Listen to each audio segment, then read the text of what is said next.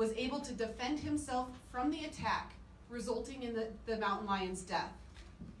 He sustained serious but non-life-threatening injuries as a result of that attack.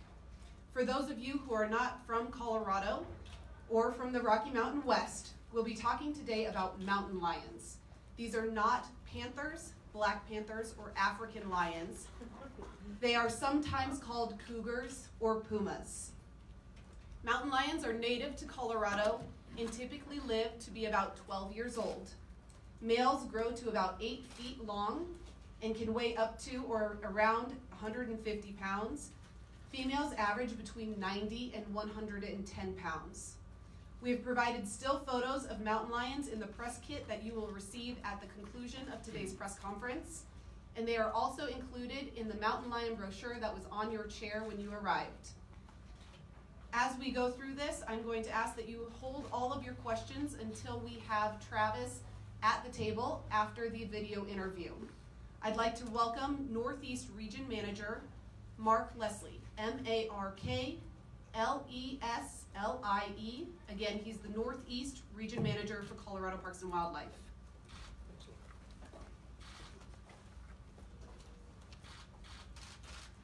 Good afternoon. Could you stand in front of the microphone, please? Sure. I'd like to thank you all for your time and attendance today.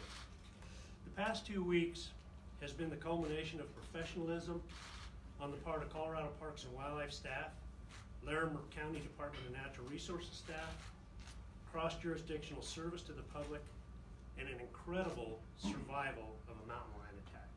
And I do want to give a special shout out to our Larimer County partners here that are in attendance today, because without them, we wouldn't be able to do what we were able to do. So thank you very much, guys. We all feel extremely lucky that this attack was made by a young mountain lion on a knowledgeable runner. Otherwise, we may be hosting a very different press conference today. I want to let the gravity of that statement sink in a little bit too. These animals are ambush predators and are trained to take quick and lethal action whenever possible. Though the mountain lion in this case was young, you'll clearly see the damage that even a young lion can do when it attacks. These lions are especially powerful. We're all wondering why this happened to Travis, and unfortunately, there isn't a clear answer to that question. As wildlife managers, we face a growing challenge in balancing a booming human population, increased outdoor recreation pressure, and an abundance of mountain lions on the Front Range. The human-wildlife interaction is a very real reality for all Coloradans. Ty Petersburg, our area wildlife manager in the Fort Collins area, will detail our investigation of the February 4th incident, as well as the days following, where Colorado Parks and Wildlife officers and biologists removed 2 additional mountain lions from the area. I'll turn it over to Ty.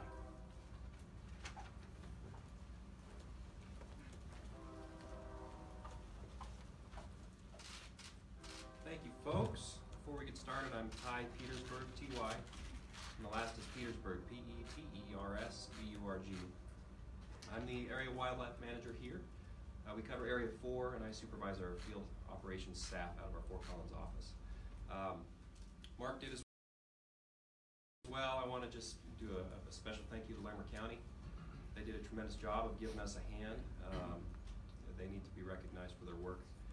Additionally, I just want to recognize my staff.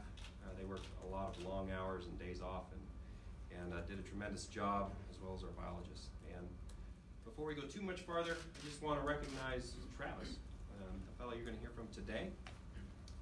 It's an incredible story, and he's a pretty amazing young man you'll get to meet with a warrior's heart. So keep this positive. This could have been a much different outcome, and I want you all to just keep in mind of what he's been through and just the incredible story he has. It really was a fight for survival. On February 4th, about 3 o'clock, we got a call from the hospital about a man who'd been attacked by a mountain lion. My staff responded, and we were able to interview him in the hospital, where he gave a pretty incredible account of getting in a fight with this lion, where it had ambushed him from behind. He turned around and was able to face it. He did all the right things. He put his hands up, he yelled at it, and it still came after him. He gave us an account about how he got the lion off of him and how at the end of it all he asphyxiated the lion and left it on the trail, he thought. He wasn't sure if it was dead or not, but he left the area and ran about 3 miles out where he was helped by some other people. Our officers responded that night, and by 5 or 5:30 they were on scene and were able to confirm that there was a young lion up on the trail, and everything seemed to match what we had heard from Travis. They looked at the lion, they were able to find his belongings, they could see there was a struggle, and they took the lion off the hill at that point, and our biggest concern was for Travis at that point. The following day, Larimer County, on part of their routine patrols and just doing their due diligence, they located a couple of other lions in the area. And as a result, they called us, and they wisely shut down the trail system, as well as up in Laurie State Park, and our folks got to working on it again. From February 6th through the 9th, we had trail cameras set up with some bait sites to be able to see what we had. Did we actually have lions there? What did we have? And from our cameras, we were able to see a couple of young lions. We had no reason at that point to think we had a large female. At least we didn't have any evidence of her. We maybe found one track, but it was pretty undefinitive. And from the cameras, we were unable to see any large cats. It was young cats that we only saw. Beginning on February 9th, we set some live traps and continued with the cameras. On the morning of the 10th, we caught one young lion, and then on the morning of the 11th, we caught one young lion. Excuse me, I had those dates wrong. February 8th, we set the traps. February 9th, we caught one. February 10th, we caught the second one. I want to make sure I get those dates right.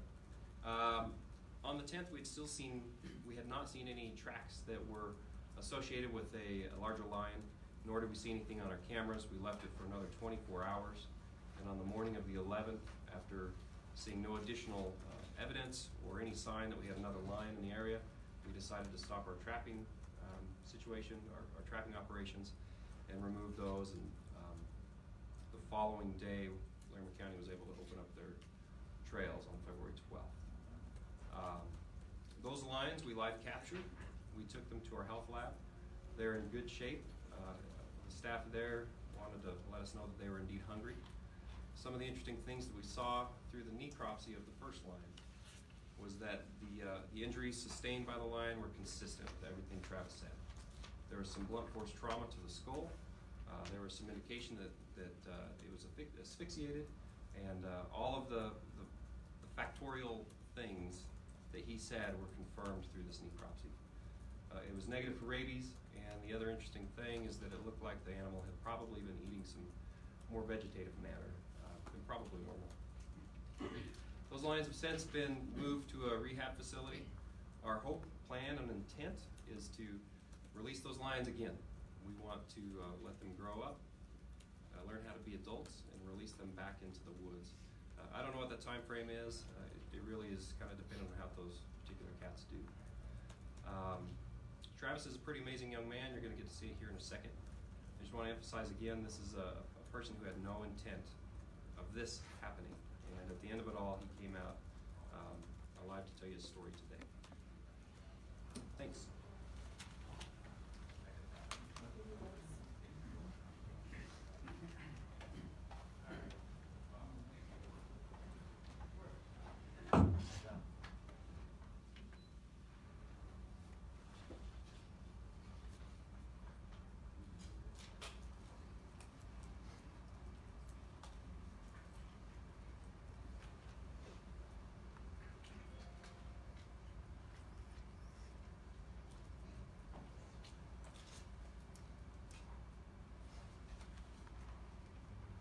Can we dim the, will it mess you guys up if we dim a little bit more?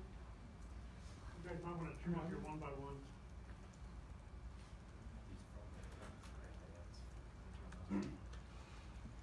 Can we do?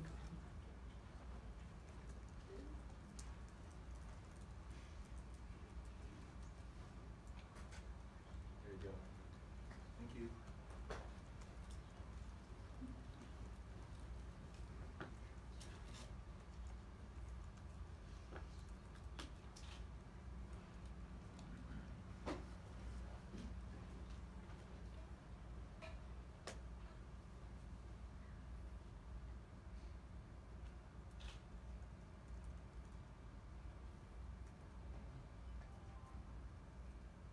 name is Travis Kaufman.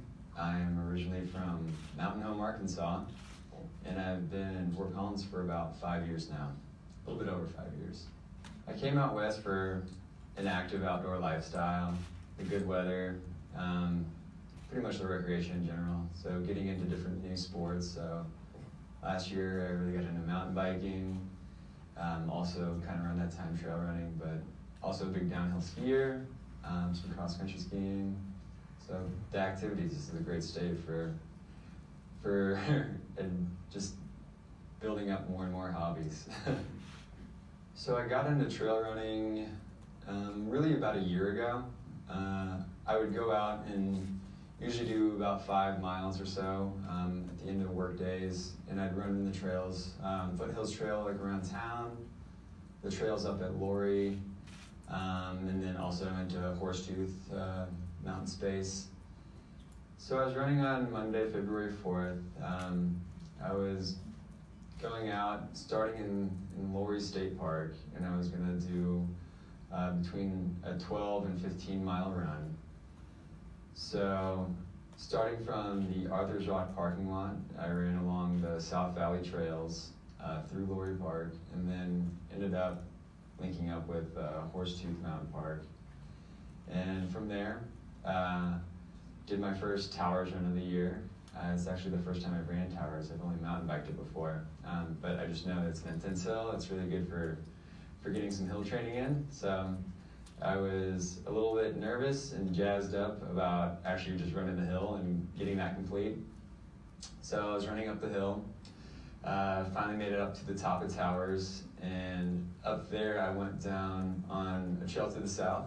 I think it's called Pirate Trail, but others just call it West Ridge Trail. And so running along West Ridge Trail, I was planning on just going to Horsetooth Rock, but along the trail, there's some pretty icy conditions, and I was slipping a little bit more than I wanted to, so I turned back, and then I remember seeing a spur for West Ridge that went to the east of Towers, and so I took that spur, and then about a quarter mile into that run, I heard some pine needles rustle behind me, and luckily I was able to actually turn my head. I'd say more often than not, I would turn my head, but sometimes I wouldn't, thinking it's just a deer or a rabbit or any sort of small woodland creature. But in the back of my mind, there's always that thought that it could be something else, and that something else this time happened to be a mountain lion. So one of my worst fears was confirmed, and just kind of had like my heart sink into my stomach a little bit, and threw my hands up and started yelling. And when I first turned around, the cat was probably 10 feet away from me, and it just kept approaching. And as it got close, it just kind of lunged at me, so I threw my arms up, and it latched onto my wrist, so I was just kind of protecting my face. So yeah, it latched onto my wrist, and then it just started clawing along my face, and then my legs, and I was just kind of screaming the whole time, doing my barbarian yell as best I could.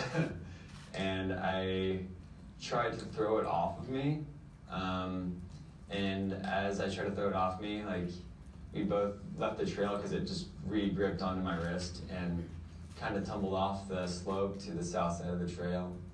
And from there, it was like just a wrestling match. It was thrashing, and then it still had my wrist locked in its jaws. And I was able to kind of get my left knee to pin down its back legs. As a pretty new cat owner, I realized that once you get a cat on its back legs go crazy, and that little rabbit thrash.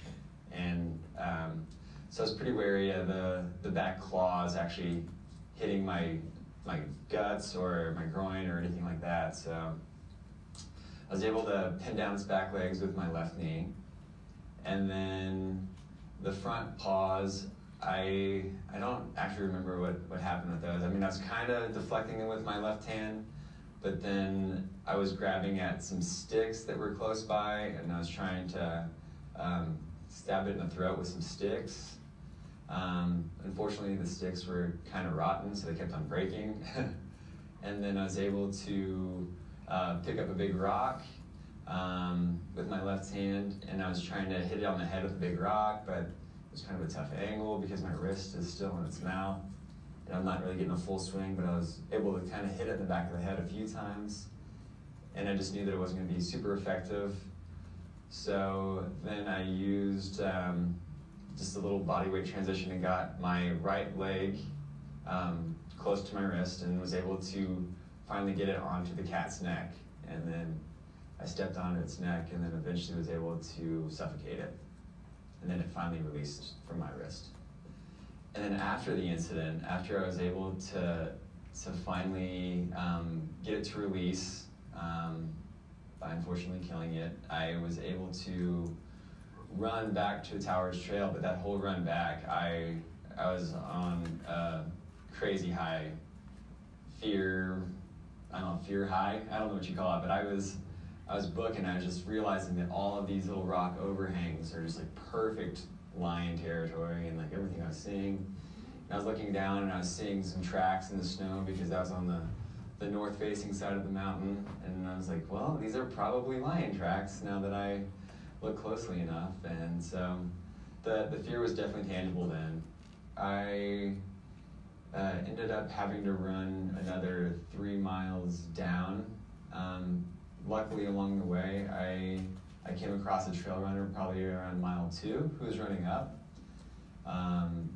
So he saw my situation, accompanied me down, so we jogged down the remaining miles of Towers, and then ran into another couple pretty close to the Soderbergh parking lot area of Horsetooth. And they had a cell phone, and I don't know if they actually contacted any rangers directly, but they followed us down to the parking lot, and then of that couple, this really nice woman, Rachel, she gave me a ride to the hospital, while the first runner I encountered, Spencer, he took her husband, Noah, to go get my truck at Lori. So I was parked at Lori, which was probably 6.5 miles from where the attack occurred. And then ended up on the south side, so we were at Soderbergh parking lot, and that's where I got a ride to the hospital. So after I got to the hospital, they got me cleaned up and were able to kind of see the extent of the wounds. Everything, my face was just kind of a bloody mess when I first got there.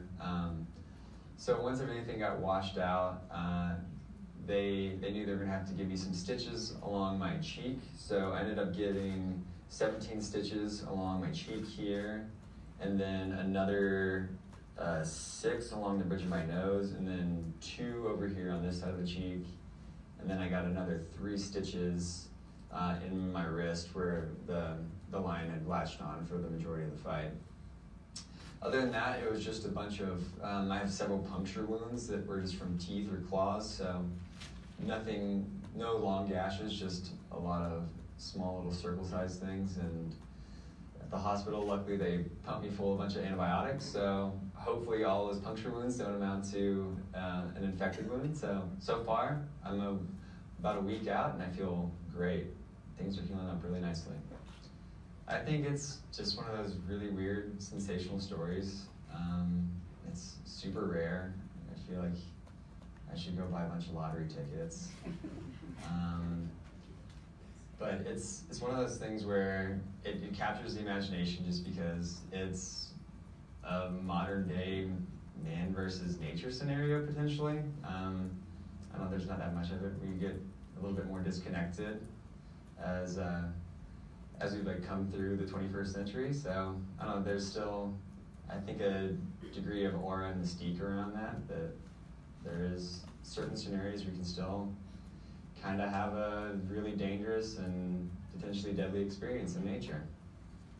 Yeah, my advice for people who would be a little bit more reluctant to go into the backcountry or open spaces is to, again, just be aware that you are sharing that space with wildlife. And one of the things that I'm really glad that I did was turn my head, and I couldn't have done that if I had earbuds in. So I think just to kind of fully appreciate the sights and sounds of nature, go without earbuds, and if you can, go with a buddy. That's something that I will be doing going forward, going and doing some of my more long remote runs with a friend, and also whenever mountain biking season comes around, doing the same.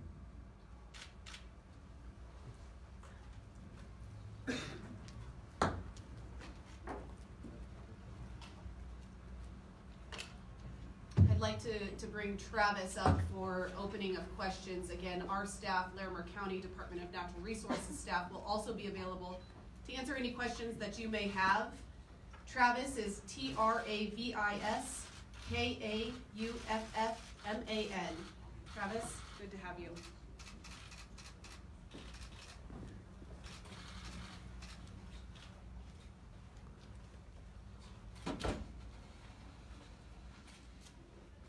Hey everybody. Just a show of hands, who all is disappointed that I'm not back up north? Yeah, I know. A pretty big letdown for everybody who thought I was a big beefy guy. So, I guess I'd just like to start off by thanking some of the people that helped me on the way down. So, let's see, we had Spencer, who was the first runner that I ran into. Very helpful guy, ran down, jogged with me, got to talk with him, kept me calm. And then Noah and Rachel. So yeah, Rachel was the lady that drove me to the hospital, kind of kept me calm. We talked during the car ride there. And then Noah, who was just a champ, went and got my truck, drove to the hospital, dropped off my things so I could have my phone and contact my loved ones and let them know that a weird thing happened, but that I was okay. So I really appreciate their help. And then, of course, just my friends and family through all this. They've been really supportive and incredibly nice. So, Can you move the microphone a little closer to you, please? sure. That's better, thank you. All right. So yeah, thank yous aside, I guess I can take some questions now. Can you tell us your experience from beginning to start? I mean, from start to the end. From the beginning to the end. We'd like to hear it and not have to rely on the video that we just saw. We want to hear you. What was your experience? Okay. So my experience as, I know you guys saw the video, but in person. So I decided to go for a run last Monday, February 4th. It was around noontime. I wanted to go on a pretty long scenic run. I headed up to Lori State Park, and I kind of had a predetermined route that I was going to go on. And I knew that I wanted to do towers because I just wanted to give myself a little challenge. So ran through the south side of Lori State Park, which is a couple miles, and then linked up with Towers Road, which is a really steep 4x4 road. It's about 9% grade on average, and it's a little under 3.5 miles to the top. So running up, successfully got through the run and felt pretty good. Up at the top, I was able to look around and really take in some of the views. So up there you can see Fort Collins and the Front Range to the east, and then to the west you can see the rest of the mountain ranges and the Rockies kind of descending into space. So it's super pretty, get a good 360 panorama. And at that point, I was planning on running south to actual Horsetooth Rock Peak, which is just the really iconic rock you'll see on the east side of town when you look at the skyline. But I encountered some ice on the trail, about a half mile in, so I turned back and then decided to peel off on the now infamous West Ridge Trail and cruise on that east to head and hook back up with Towers and then head down. But about a quarter mile into that run, I ended up hearing some pine needles rustle, like a stick break, and I turned around and just was pretty bummed out to see a mountain lion chasing after me. So I stopped and threw my hands up in the air and I started shouting, and unfortunately the shouts didn't deter it, so it just kind of kept running and lunged at me. It was going toward my face, so I threw up my hands to kind of block my face, at which point it grabbed onto my hand and wrist, and from there it started to claw at my face and neck, and that's when kind of my fear response turned into more of a fight response, because I realized how close it was getting to my eyes, and it got a claw in my lip, and I tried to throw it off me at that point, and then we took a little tumble down the south side of the trail, and down there just kind of had a little wrestling match, at which point I was able to get on top of it, pin its back legs, so I didn't get any soft tissue scratched out in my nether regions, and at that point I was grabbing around for sticks. I only had my left hand free, my right hand was still locked in its jaws. Tried to get at its neck to see if I could stab it in the neck to get it to release. That wasn't working, the sticks were breaking. So then I picked up a rock that I had seen kind of near us. It was pretty heavy and it was kind of hard to wield, and I tried to give it a few bashes in the back of the head, but fortunately I just kind of had a tough time swinging it with my arm still locked into the cat's jaws. Really wasn't working too well. At that point, I knew with two pretty good blows to the back of the head that it didn't release, that I was probably going to have to do something a little more drastic, and I was able to kind of shift my weight and get a foot on its neck. And at that point, I stepped on its neck with my right foot, and just slowly, after a few minutes, I thought I'd be getting close, and then it'd start thrashing again, and had a few more scratches that resulted from those thrashes at that point. And I'd say another couple minutes later, it finally stopped moving, and then jaws opened, and I was able to kind of scramble back up the hill and get the heck out of Dodge.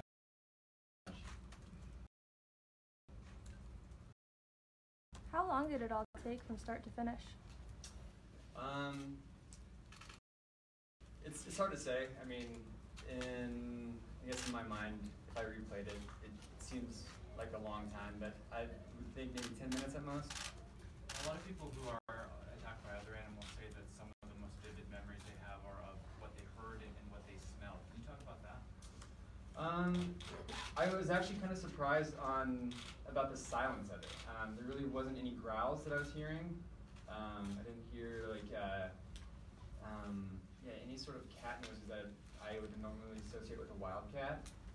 The smells, I don't really remember the smells. I remember looking down and seeing the claws, like retracting and then coming out of its paws, and was just really looking at those because that's whenever the front paws were just kind of thrashing when I was on top of it. So it was really pretty visually intense, and I don't really remember that many smells. Did that cliche kind of saying of your life flashing in front of your eyes, did you have a moment like that, or was it just pure adrenaline? It was just pure adrenaline. There was a certain point where I kind of just imagined being stuck on this hillside and eventually just having a cat gnaw at me, which is a creepy way to go. But for the most part, the adrenaline just kind of kept kicking back in those moments. One of my big fears throughout the whole thing was another cat coming along, because it was a younger cat, and I could tell that it wasn't fully grown, and I was just very concerned that Mom was going to come out of nowhere, and at that point, that fight would be over pretty quickly. Can you describe Did you think you were not going to make it out of this? And after everything that you've been through, I got to know what you and Annie are doing for Valentine's Day. There was a point where I was concerned that I wasn't going to make it out of it, and I think it might have been a mix of me tussling with the cat and it's still clawing at me, and then thinking about another cat potentially coming along,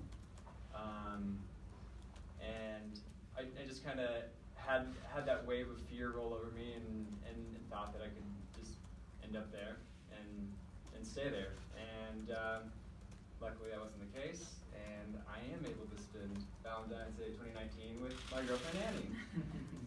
And let's see, tonight, I don't know. What are you thinking? Mac and cheese? Somehow haven't gotten around to plans. Yeah, we'll see. Can you describe the pain of an attack like that? The pain wasn't as intense as I would think it would be. That could also be for the fact that I just had really high doses of adrenaline coursing through my body. The thing that hurt the most was my wrist, and that's just where the cat had kind of latched on. And at one point, I just remember feeling jolts in my nerves and my fingers, just because one of the cat's tooth was inside the kind of meat of my palm, and I just felt it kind of hitting that nerve over and over again. So these two fingers were just kind of a little bit electric. And then it was grinding at, like after I hit him in the head with the rock, it started grinding his teeth back and forth, and I could hear kind of ligaments and tendons shifting around in there, and that, it hurt, but I also remember the sound of that was pretty disturbing. It's like, well, there goes all loss of function in my fingers, but luckily it's not the case. What's it been like getting all of this attention? Sorry. And has any of it been negative? So far, everything has been really positive. I'm not a big internet guy, so I haven't really seen any of the negative stuff. It is weird getting all this attention. I don't know, it's kind of weird to feel kind of famous for like an unearned reason. It's very much like a situation of happenstance where like a wrong place, wrong time instead of an earned sort of degree of fame, I guess. That's been pretty weird. One of the local stations in Denver is calling you the king of the north since we didn't know who you were until now. Just wondering what you make of the new reputation. Yeah, I think that's going to be the hardest part is I will never be able to live up to the reputation. And maybe that's what has led to some of my reticence for actually coming out, because I don't know, the story is bigger than my puny form. So yeah. What do you think Chuck Norris would think? Oh man, Chuck would have come out without a scratch. He'd probably have the tiger slung over his shoulders too. Not a tiger, a lion. Is there any chance we could hear from Annie? Can we hear from you about what this was like for you? Yeah, I'm willing Sure. to answer some questions. How did you find out? Yeah, come over here. The microphone.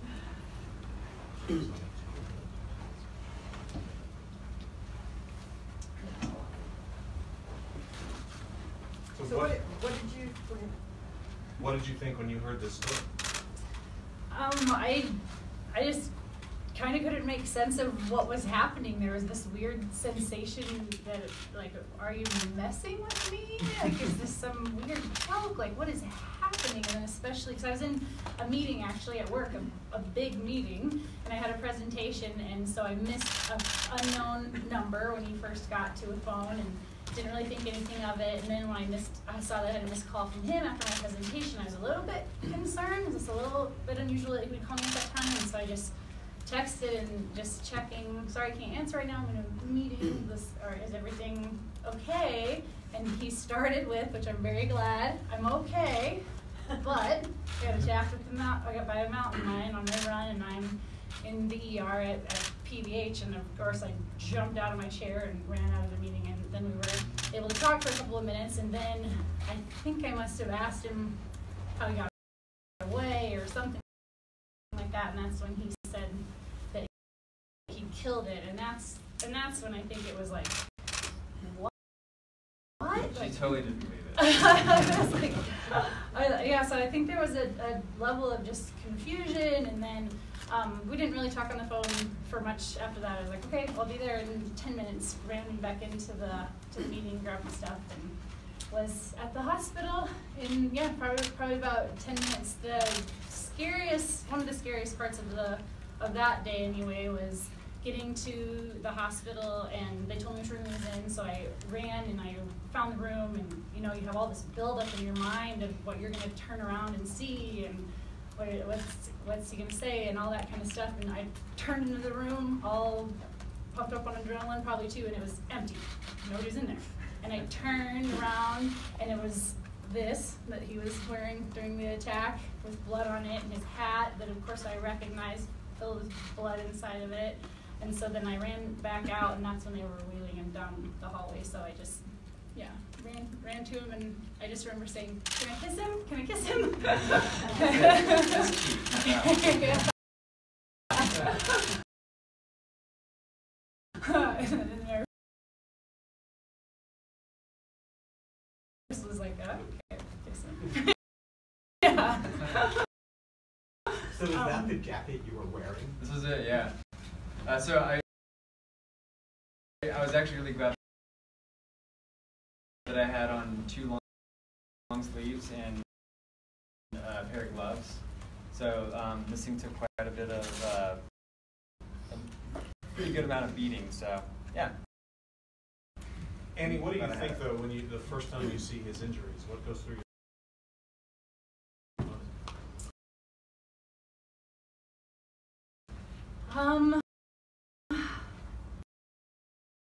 I guess there was a part where I was just thankful that he had his eyes and like his fingers and all his parts, and it didn't look as bad as I maybe would have thought that it could have, because I saw him after they did sort of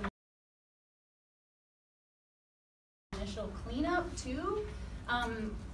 When we were in the room together, there was definitely some times where I couldn't take my eyes off his cheek gash. That one was pretty intense to look at, but it was never like I felt like you couldn't look at him or anything like that. Just definitely just happy that he had all of his parts. Travis, you're an outdoorsman, but had you ever given any serious thought to what you would do in a situation like this before it actually happened? Or did it just seem remote to you? I mean, a little bit. Just the kind of generalities behind it. So pretty much black bears and mountain lions fight. Grizzly bears you don't. So stuff like that. Did you instantly know what kind of animal you were dealing with? Yeah.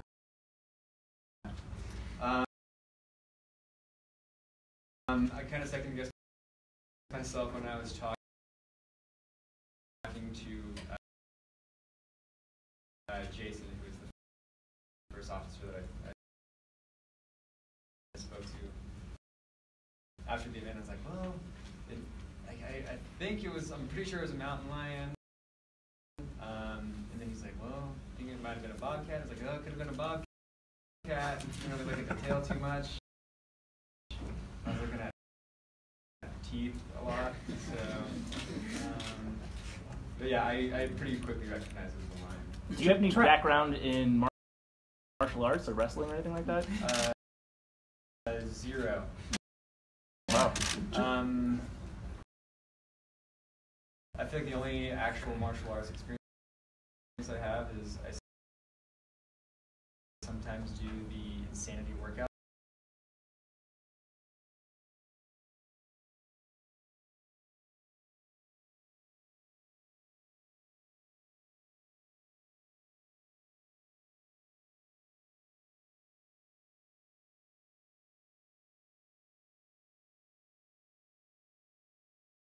And I really feel like I made all the right decisions whenever I had to. So, and then the decisions that I did make were pretty instinctual. It really wasn't like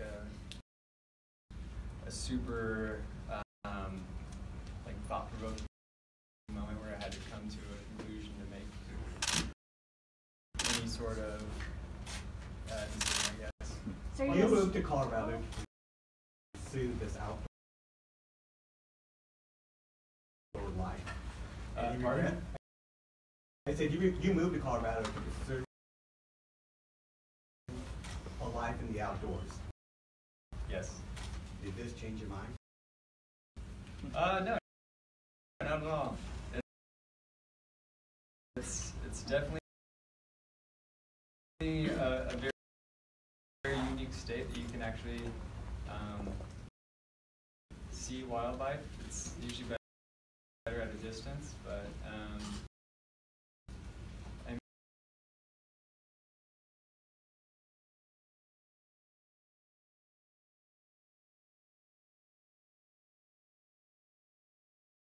I mean, just because I know several people who run up there all the time. I mean, just the statistical probability of it is so remote. It's just a really weird kind of anecdotal experience that I have where I'm like the one outlier. So I will go run those trails again. I will go with a buddy then. What was it like to go back when with Colorado Parks and Wildlife officers and kind of retrace your route? It was cathartic. It was a little creepy though at times. I remember when we got to the area where you kind of see some of that pine growth start.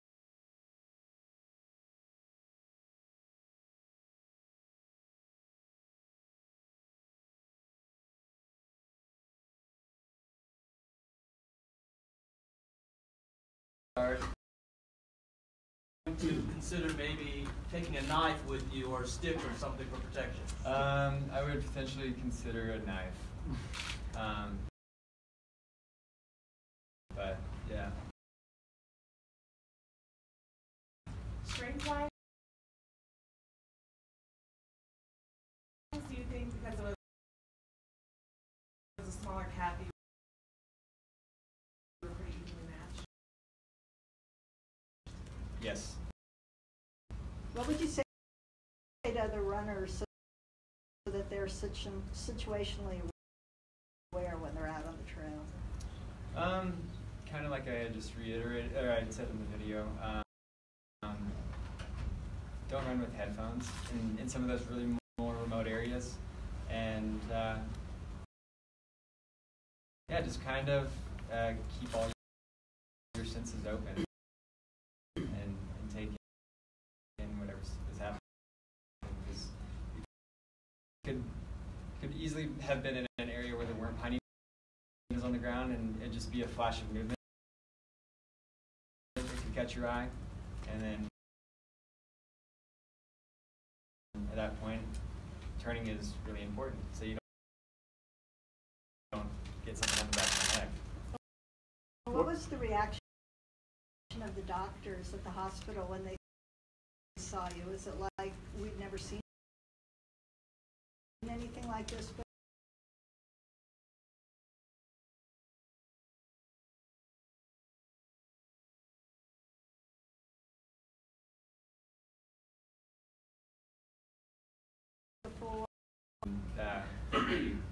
Started giving me some really great care, like right off the bat. Travis, could you move a little closer to the microphone, please, Travis? Could you move a little closer? What do you like about trail running? Are you still doing the Dirty 30? I like the remote aspect of trail running.